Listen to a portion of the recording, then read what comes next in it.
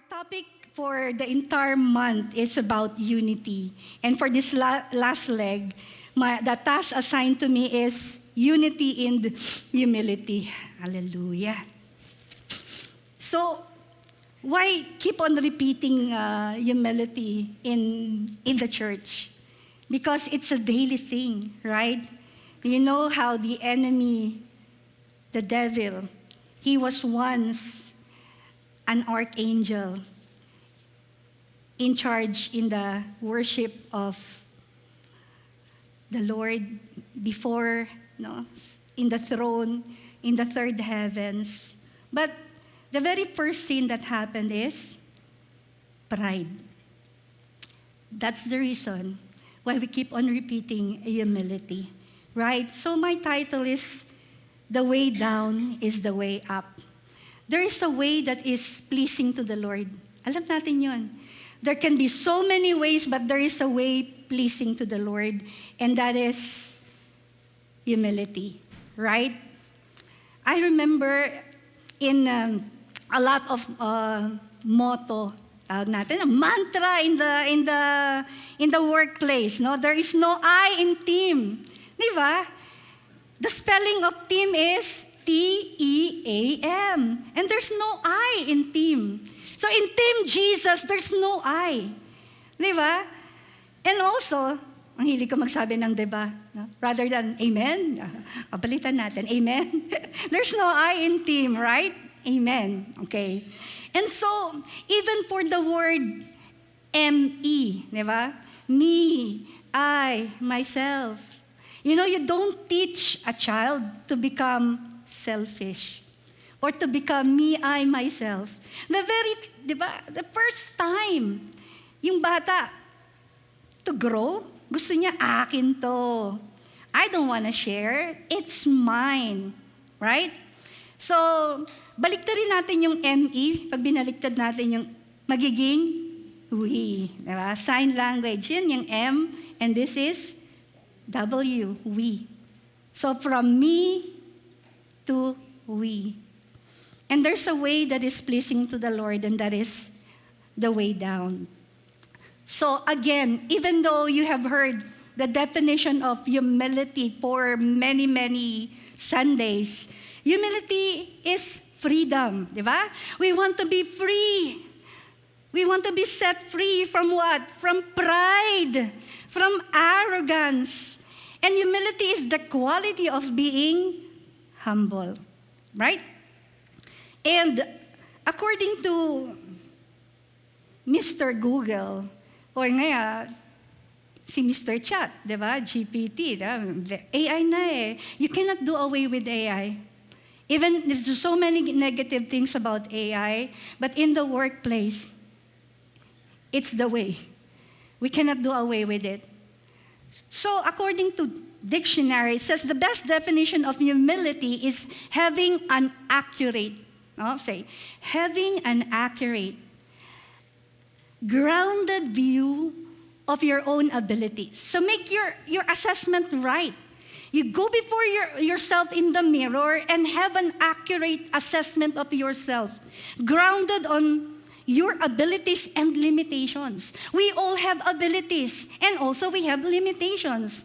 Okay, and so by knowing your limitations and your abilities, you have to shift, shifting your focus away from your ego to care for others.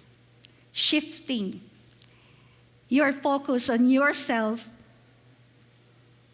to care for others. And there are elements of humility. There are core elements. When I say core, it's basic. Thinking of yourself less.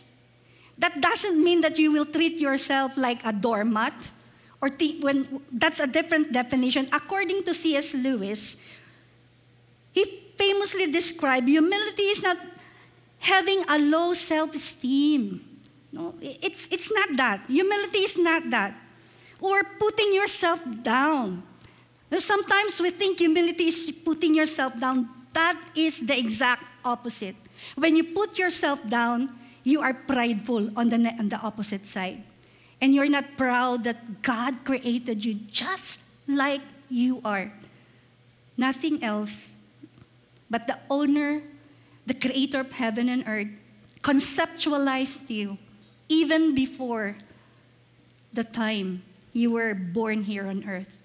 So when you have a low self-esteem, that is actually saying, God, why did you make me? But rather, humility is about self-forgetfulness and being other-oriented. Another core element is accurate self-perception. How do you perceive yourself? Acknowledging both your personal strength and also your flaws. Di ba? It's okay not to be okay. We really have to make mention of that, no? To people around us. Bakit po hindi ko na off to, Pastora? Sorry po. Kasi I needed my cell phone for my other topic. Accurate perception of yourself. And the third component is open-mindedness. No, huwag makipot yung utak. We have to be open-minded. No, open-mindedness is a core element of humility. Being willing to accept what? Feedback. No, in our huddle, we always what? Have this feedback. We need to really have this open mind on the positive feedback. Now, don't say criticism, but it can be a feedback. Criticism can be positive and negative, but let's change it. Alam mo, pag binago mo yung word, nagiging maganda, di ba? I like your feedback. Tell me about, how well did I do today, or the things that I need to improve. Admit mistakes. And also learn from the ideas of other people, right? The ideas of other people. Diba? Two are better than one. Don't insist of your own idea only. Be open-minded. And what humility is not, this is not humility, insecurity or weakness. So being humble is not being insecure. Being humble is not being weak. You can be powerful. Hindi to contradiction sa mga sinasabi natin when we go on with our day. We continually say, I am wonderfully and fearfully made. I am powerful because God is with me. And if God is with me, who can be against me? Hindi yan pagiging mayabang. But this is just reiterating who you are in the Lord. This is not being insecure. Right? You can be powerful, you can be competent, and you can be confident while remaining entirely humble. You can be competent, you can be confident, and you can be powerful, entirely being what? Humble. And then, humility is not self-hatred. You do not have to hate yourself to be humble. It does not mean devaluing your worth or ignoring your own talents. It means recognizing where those strengths originate. Lahat naman tayo may strength. Lahat tayo may weakness. But focus on the God-given skills, talents, and strengths that is in you. That is why even in marriage, we have to acknowledge that marriage is partnership. Kapag hindi mo in-acknowledge, for example, your strength and the other's weakness, and it will not, be successful. Kaya nga in a relationship, it takes two to tango. Parang nagsasayaw ng cha-cha yan, di ba? Or tango. It takes two. Partnership. Even in the church, we have to do that. And then false modesty, it's not humility. Acting helpless. Or putting yourself down simply to receive praise and attention from others. Pag may nagpuri sa inyo, thank you, praise the Lord. Hindi naman. Hindi naman, di ba? Thank you, Lord. Thank you, Lord. Praise God.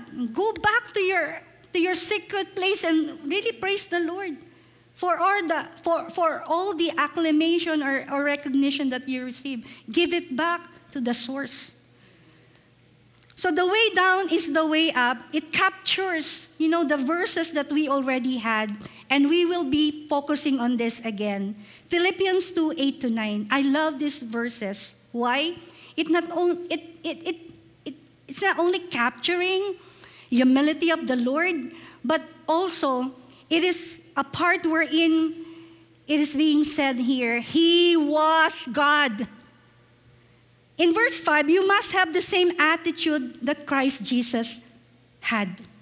6, though He was God, He did not think of equality with God as something to cling on. He was God from the beginning. He was there in the beginning of time.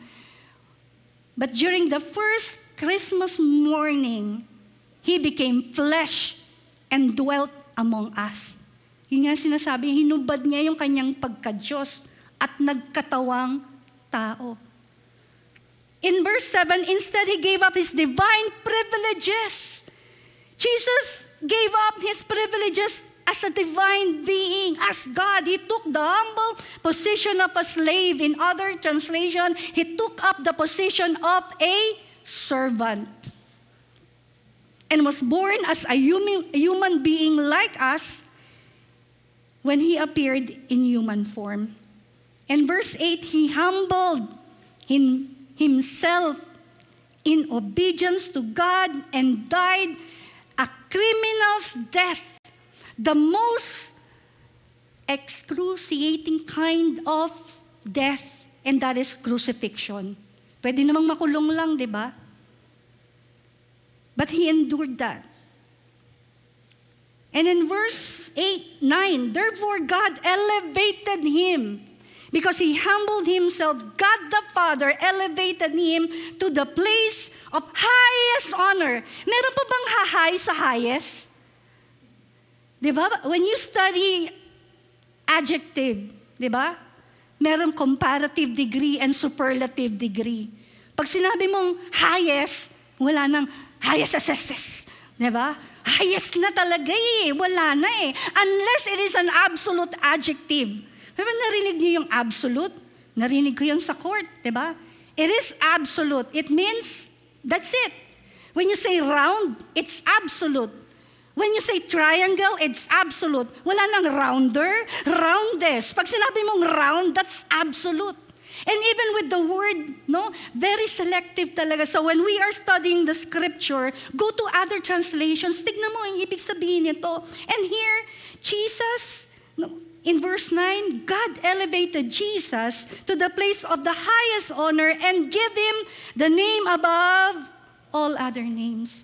That is why we keep on saying, Jesus, You are the name above all other names. You are higher than cancer, Lord. You are higher than my present predicament, Lord. You are higher than my present situation, Lord. Because You said in Your word, every knee shall bow and every tongue confess that Jesus is Lord. King of all kings, Lord of all lords. And verse 10, and in that very name, Jesus, every knee shall bow in heaven and on earth and even where? Under earth. Kaya nga, di ba sabi ni Job, Lord, where will I go? And in the scriptures, may mga prophets that they wanted to run away from God. And sabi, even the scripture, it's not here, but I know that there are scripture that saying, where will I go, God? Even if I go to the deepest of deep, You will be there. How can I hide? How can I hide in Your presence? So how can we hide our sin from God? He's everywhere. No? Sasabihin Niya, I see you. I know what you did last summer. I see what you're reading. I see what you're browsing. I know you are gambling. I know you sleep 3 o'clock in the morning. Your parents doesn't know you are still awake. That is why when they're saying, wakey, wakey, sleepyhead, you cannot what? Open your eyes kasi katutulog mo lang. Si Lord ganun, di ba? Matakot tayo sa Lord. Minsan takot tayo sa pastor, sa leader, sa tatay, sa nanay. Hindi tayo takot sa Lord. Pero in fact, the Lord has a book. Has a notebook in heaven. At sakto yun seconds nakalagay doon kung kailan natin ginawa yung kasalanan natin. Kaya when we were singing yung kaninang song natin, napakalawak ng pagmamahal niya dun sa kasalanan na ginawa. Sa totoo lang, dami nating kasalanan. Dami kayang tumatakbo hindi lang sa bangs natin, sa utak natin. Dami kayang tumatakbo sa utak natin.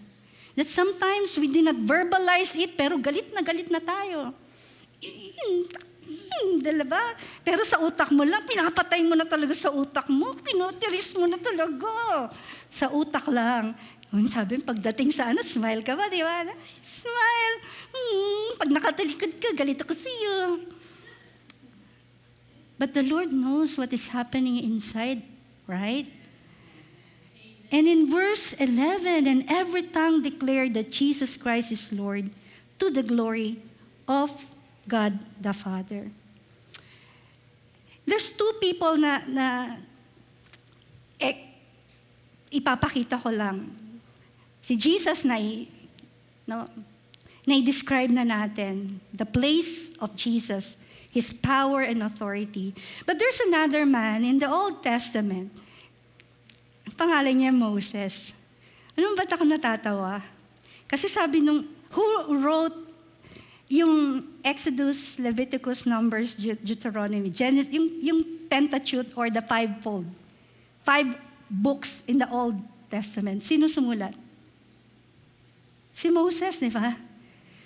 So sabi ni Moses, sa Numbers 12:3, sabi ni Moses, Moses is called the most humble man in the Bible. Kinote niya yun, Sabi ko, ibang klase ito si Moses, Parang contradictory ito sa pinag-aaralan natin, kaya napasmile ako.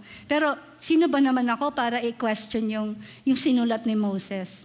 Siya yung nagsulat nito in Numbers 12:3. Ayun sabi niya, and now Moses was hindi lamang humble pala. Meron pala akong nakalimutan, a very humble man.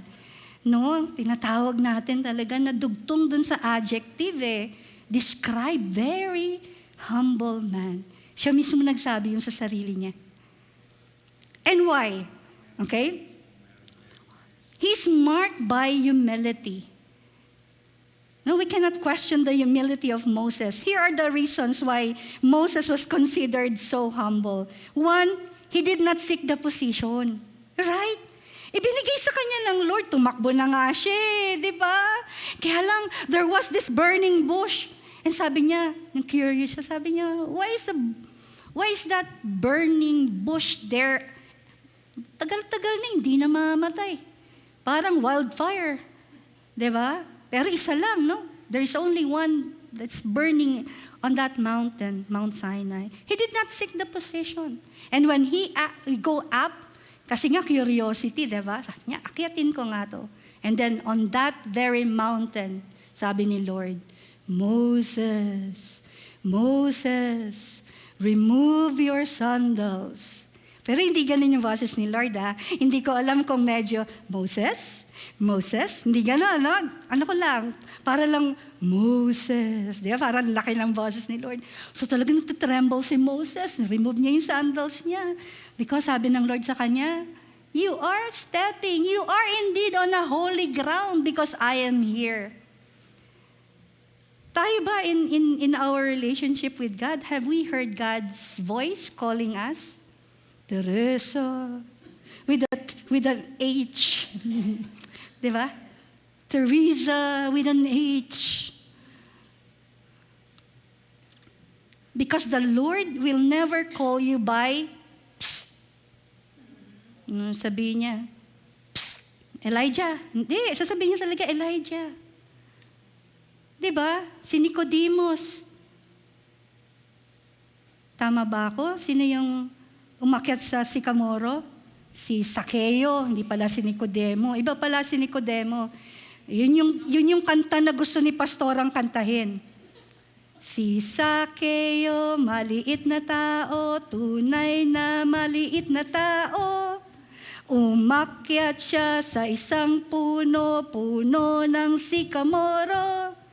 Sakeo, bumaba ka, at ako'y pupunta sa inyo. Diba? Yun. Sunday school. Pwede nyo na rin tanggalin yan pag nirecord nyo. Alis-alisin nyo na yung mga adlib ko. Masaya nga ako ngayon dahil hindi tayo online, diba? Pwede akong magkwento. Pero 45 minutes lang ako, diba? So, Moses did not seek the position. What else?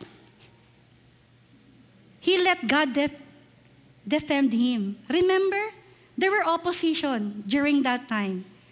Pero what happened is, he did not oppose them he has the power to do that.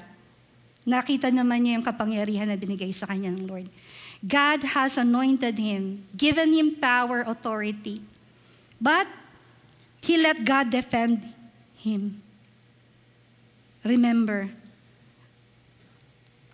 in Numbers 12, the very own siblings, Aaron and Miriam, criticized and challenged his authority. So what happened? Leprosy. Diba? Nagkaroon sila ng leprosy. So, lesson, if there are people who are really against you or saying negative things about you, just pray for them. Huwag yung pag-pray na mamatay sila, ha? Pag-pray natin lang, God. Right? God. You are the one who knows my situation. And God said, He will defend you. You don't need to defend yourself.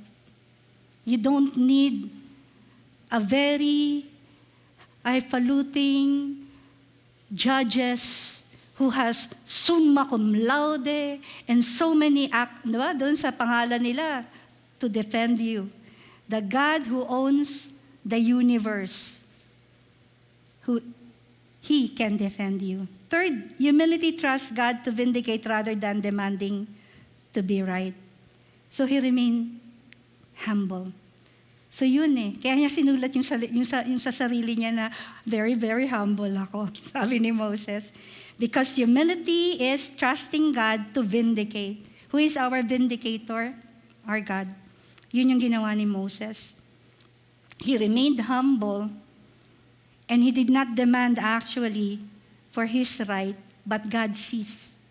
And next is, Moses chose to work with gloves, like Jesus chose to work with towel. Siya talaga, he get the gloves and work. Naisip ko nung kwento lang tere ng konti, nung sinasabi mo about the towel, sabi ko, maganda illustration sa church, pastora. Magdala tayo ng pang manicure, pedicure. Kasi hindi na uso ngayon, ang lilinis na ng mga paa nyo dahil lagi kayo nakasapatos. Pero tingnan kaya natin sa church to, pastora. Tayo mga elders, i-pedicure kaya natin sila. Linisin natin yung mga kako nila. Kasi si Jesus ginawa yung towel Parang another version naman. Huwag niyong sasama to sa natin pag kinatkatin niyo na to, alisin niyo yan. Kasi sabi ko, nung sinasabi ni Teresa about Jesus washing the disciples' feet. Ang lilinis ng mga paa niyo, tignan mo, nakasapatos kayo, hindi naman kayo naglalakad katulad nung early disciples na talagang nakasandals. Kumapit na lahat ng putik sa mga paa nila. And imagine that, diba? Jesus will, wash the disciples' feet. Kaya one of these days, magdadala kami ng pampedicure at ipipedicure natin sila pastora. A sign of humility. Kaya ayusin niyo yung mga paa niyo, okay? I-announce namin kung kailan namin kayo gugupitan ng kuko at lilinisin namin ang mga ingrown niyo.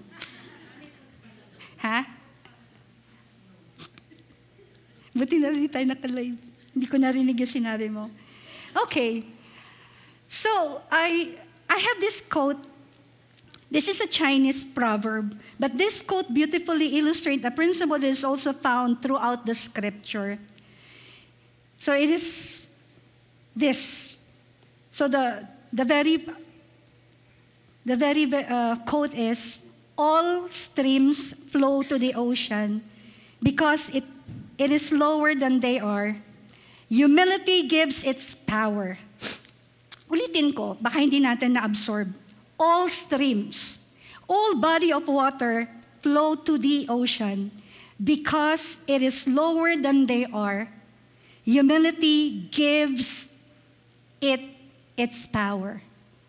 And so when I saw this quotation, I was reminded of Philippine Literature, English 3. So sino nag-Philippine Literature?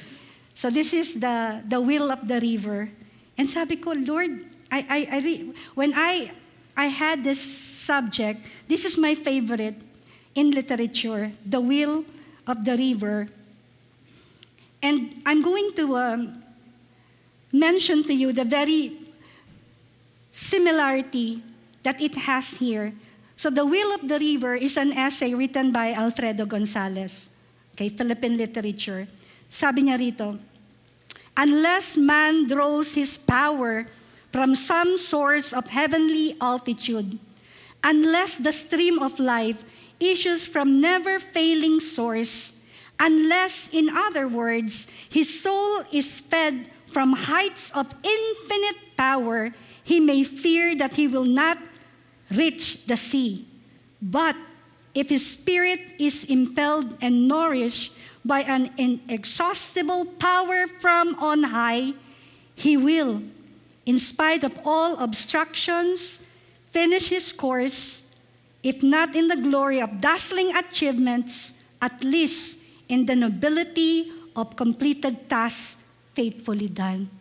Kaya ako naging paborito talaga tong The Will of the River because it has something to do with our Christian walk. Finishing the race. All streams, all body of water will lead to the source, the ocean. Kaya nga when they are creating songs like The Love of Jesus, Sweet and Wonderful, di ba sabi niya, wider than hindi niya sinabing river lang or stream, it's wider than the ocean. Ocean deep, deeper than the deepest sea. My point here is explaining this very quote. Number one, the ocean receives because it is low. The ocean receives because it is low. Every river, every creek, every stream, every body of water flows downhill until it reaches the ocean or the sea. Kaya nga meron tayong tinatawag na sea level, right? The ocean does not chase the rivers. It does not compete with the mountains. It simply occupies the lowest place and everything flows toward it. Again, going back to the title, the way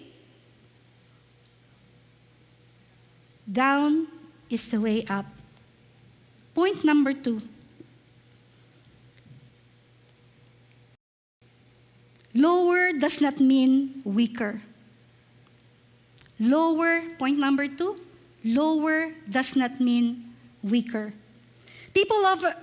We often think that humility means weakness. Na pag humble ka, hindi bagay. In a world that we have right now, diba? You have to be strong. You have to assert yourself. But going back, even to this premise, sabi niya, lower does not mean weaker. People think humility means weakness. Look at the nature. Nature teaches the opposite. The ocean is the lowest place on earth, yet the largest body of water. Ocean is strong enough to shape the coastlines. Ocean, they are powerful enough to carry ships across the world. We sail not only in little river, but in ocean, right? And the destination of every river or every body of water is towards the lowest ocean. Its greatness comes from the willingness to be low. Its greatness comes from its willingness to be low. It has to be, no? No, when we are full of ourselves and when our ego is hitting us, we have to change our mind.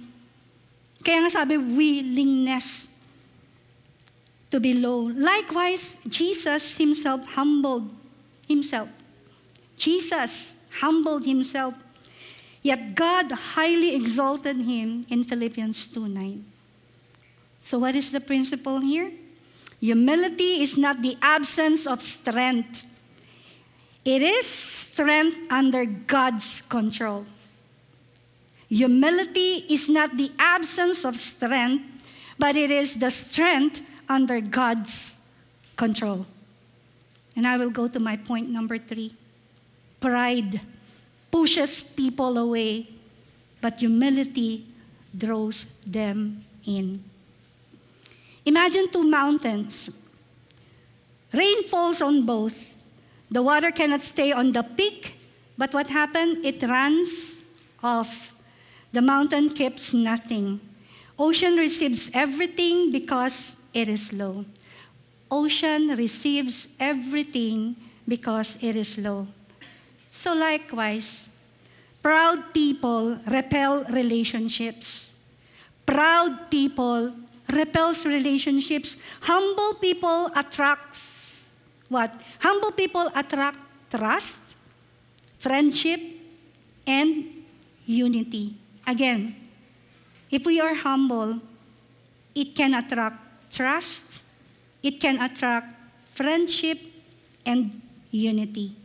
People naturally feel safe around humble leaders because they know that they will be listened to.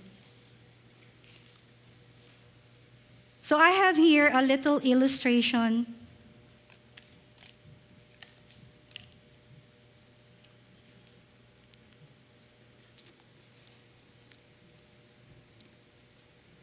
So this is a tall glass. You pour water in it.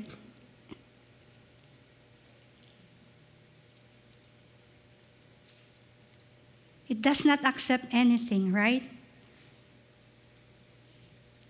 This is a low bowl, but when you pour water in it,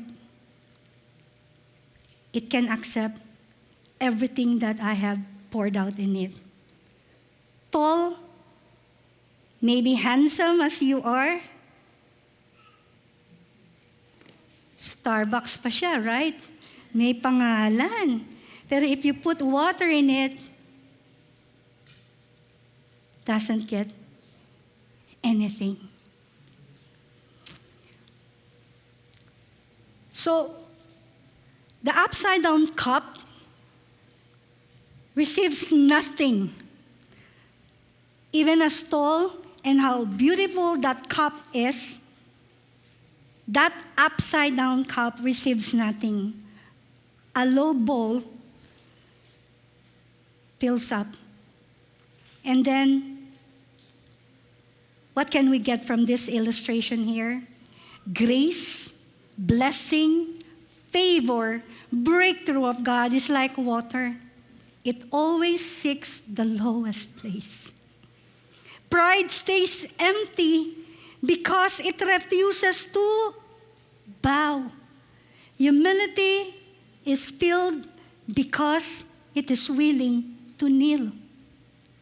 Humility is filled because it is willing to kneel. How many of us are willing to to kneel before our God. If I may repeat, grace flows like water. It always seeks the lowest place. Pride stays empty because it refuses to bow. Humility is filled because it's willing to kneel. The ocean is not great because it stands above everything else. It is great because it's willing to be beneath everything else. In the same way, Jesus did not become Lord by lifting himself up, but by humbling himself. So the lower he stooped in service, the higher God exalted him. If we want unity in the church, we must be willing to take the lowest place. Humility removes self. Unity brings people together. Pride says, my way. Humility says, God's way, and for our good. Humility seeks to serve. Unity seeks the good of all. A humble person asks, how can I help? A united church asks, how can we glorify God together? Both require a servant heart. Jesus said in Matthew 20:26, whoever wants to become great among you must be servant of all. If you want to be great in the kingdom, you have to be servant of all. And God continually reminding us, He resisted the proud, but gives grace, blessing, breakthrough to the humble. Which one will you choose? An upside-down cup? Or this very lowly bowl? When the source, which is God, will pour out between the two, this cannot receive any blessing. But this, as long as God will continue, it will overflow. We want an overflow in our church. We want the breakthrough. We want the open heaven. Let's go back to the source, which is God. Are we willing to kneel before our one true God? Are we willing to really surrender? All of us,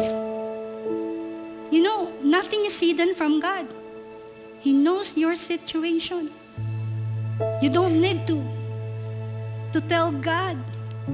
But it's also good when in your secret place, like your heavenly Father is there before you.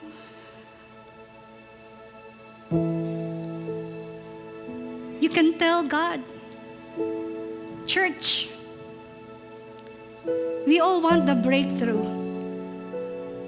We all want God to bless us tremendously. Net-breaking blessing, revival, God. We verbalize so much of this. God, you said it in your word.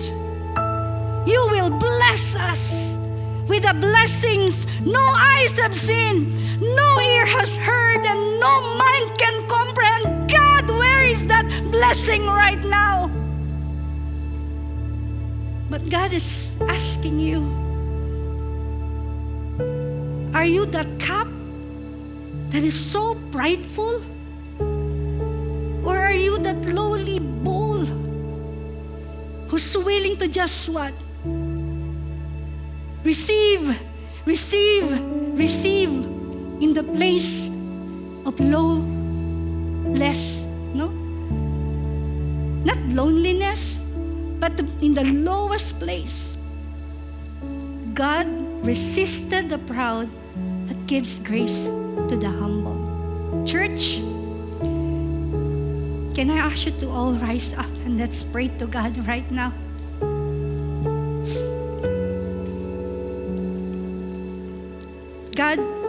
your very word, Lord God, is simple today. Unity is like a bond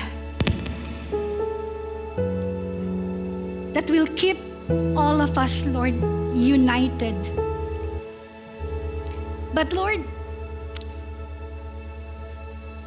even if we are united, but one of us, Lord God, is not willing to kneel before you, surrender pride, the arrogance. Oh God, you said you wanted us, all of us, Lord God, to be together in this. Just like the song. Pag-isahin mo, Panginoon, ang aming puso. Pag-isahin mo, Panginoon, ang aming isipan. We may have, Lord God, a brilliant idea, so brilliant, Lord God, that is coming from you. But there's always a time for it, Lord God. We wanted to really come before you and submit, Lord God, everything in us. Not only our ideas, Lord God, but even, Lord God, our weaknesses.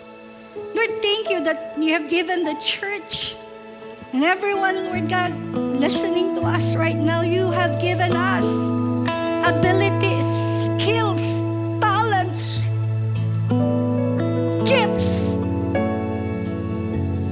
But God, you said you resist if we are full of pride and arrogance.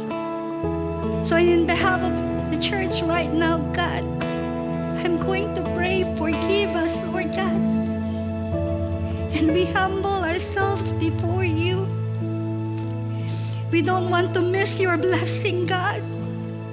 We don't want to miss our breakthrough, God. We don't want to miss, Lord God, the answer to our prayer. We don't want, Lord God, that grace that is sufficient for us, Lord God, will just pass. We humble ourselves before you, God. We open our hearts right now. Search our hearts and even our thoughts. Is there any arrogance in this heart? Is there any pride in this heart right now? Lord, pull it out, Lord God. We right now is making, Lord God, this gesture of surrendering ourselves before you as a church. There are so many prayers, Lord God, that we have been uttering, Lord God, as a church. And so, Lord God, by the very message that you have given us today, unity in humility. Keep us united, Lord God, in our thoughts and even in our hearts. Lord, maraming salamat sapagkat aawitin namin, Panginoon, ang awit na ito na isang dalangin ng iyong iglesia, Panginoon. Salamat sa mensahe mo, Panginoon, at hindi matatapos ang araw na ito, Panginoon, na hindi namin mararamdaman ang pagyakap mo, Lord God. You are not only going to embrace us, but Lord, as the scripture says, you will lift us up, Lord God. As we glorify your name, you will exalt, Lord God, those who humble themselves before you. Be glorified in our lives. Be glorified in our church. Be glorified in our family. Lord, be glorified in our community. Be glorified in everything that we do. Not for our glory, God, but you are the source. All glory belongs to you. This is my prayer in Jesus' mighty name. Amen and amen.